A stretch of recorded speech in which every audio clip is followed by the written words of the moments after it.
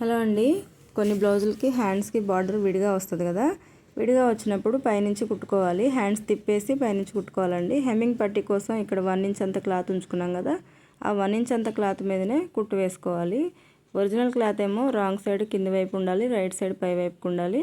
ఇలా పెట్టుకొని మనం హెమ్మింగ్ కోసం పెట్టుకున్న దాని మీద కుట్టు వేసుకోవాలి. ఇక ఈ బార్డర్ మనం హ్యాండ్స్కి పైనుంచి జాయింట్ చేసుకోవాలండి. ఇలా తిప్పేసుకున్న తర్వాత బార్డర్ జాయింట్ చేసుకోవాలి పైనుంచి. ఇప్పుడు లైనింగ్ని లోపల వైపుకి అనుకుంటూ ఇట్లా గోరుతో నీట్గా అనుకుంటే లైనింగ్ అంతా కింది వైపుకి వెళ్ళిపోతుంది. పైన ఒరిజినల్ క్లాత్ మీద నుంచి కుట్టు వేసుకుంటూ రావాలి. ఒరిజినల్ క్లాత్ మీదనే కుట్టుపడాలి. ఇలా కుట్టుకున్న తర్వాత బార్డర్ని పైనుంచి కుట్టుకోవటమే. ఈ బ్లౌజు హ్యాండ్స్ ఏమో కొత్తవి, బ్లౌజ్ ఏమో పాతదండి. పాత బ్లౌజ్కి వాళ్ళకి హ్యాండ్స్కి చిన్నగా అయిపోయాయంట. ఎప్పుడో కుట్టించుకున్న బ్లౌజు చాలా చిన్నగా అయినాయి హ్యాండ్స్. ఇప్పుడు అంత చిన్నగా వేసుకోలేకపోతున్నామని చీరలోంచి క్లాత్ కటింగ్ చేపించి ఇలా హ్యాండ్స్ మళ్ళీ విడిగా కుట్టించుకుంటున్నారు. అయితే పాత బ్లౌజ్కి బార్డర్ ఉంటుంది కదా, ఆ బార్డర్ని మళ్ళీ ఇక్కడ కుడుతున్నాం.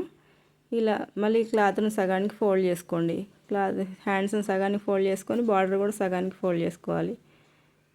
ఎల్లో కలర్ మీద ఎల్లో కలర్ డీష్ ముక్తో గీస్తుంటే ఎక్కడ కనిపిస్తుంది, కనిపించట్లేదు.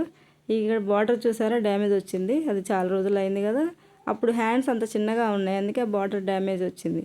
డ్యామేజ్ అయింది కదా, దాన్ని ఏం చేయాలని ఆలోచించి కొద్దిసేపు మొత్తం డ్యామేజ్ వచ్చిందంతా లోపలికి ఫోల్డ్ చేసేసాను. ఇక్కడ సైడ్ ఖర్చుల దగ్గర బార్డరు నేను ఫోల్డ్ చేయట్లేదండి. సైడ్ ఖర్చుల వైపుకి లోపలికి వెళ్ళిపోతుంది. నేను కొలిచాను, లోపలికి వెళ్ళిపోతుంది లేని నేను ఫోల్డింగ్ ఏం చేయలేదు. అక్కడ ఈ కింద వైపు అయితే ఫోల్డింగ్ చేశాను. అదే మీకు ఇంకా చిన్నగా బార్డర్ వచ్చిందనుకోండి, హ్యాండ్స్కి చాలా చిన్నగా వస్తాయి కొన్నిటికి. అలా వచ్చినప్పుడు మీరు ఖర్చుల వైపు కూడా మీరు అటు ఇంత ఇటు ఇంత ఫోల్డింగ్ చేసుకొని కుట్టుకుంటే ఖర్చుల్లోకి వెళ్ళకపోయినా నీట్గా వస్తుంది.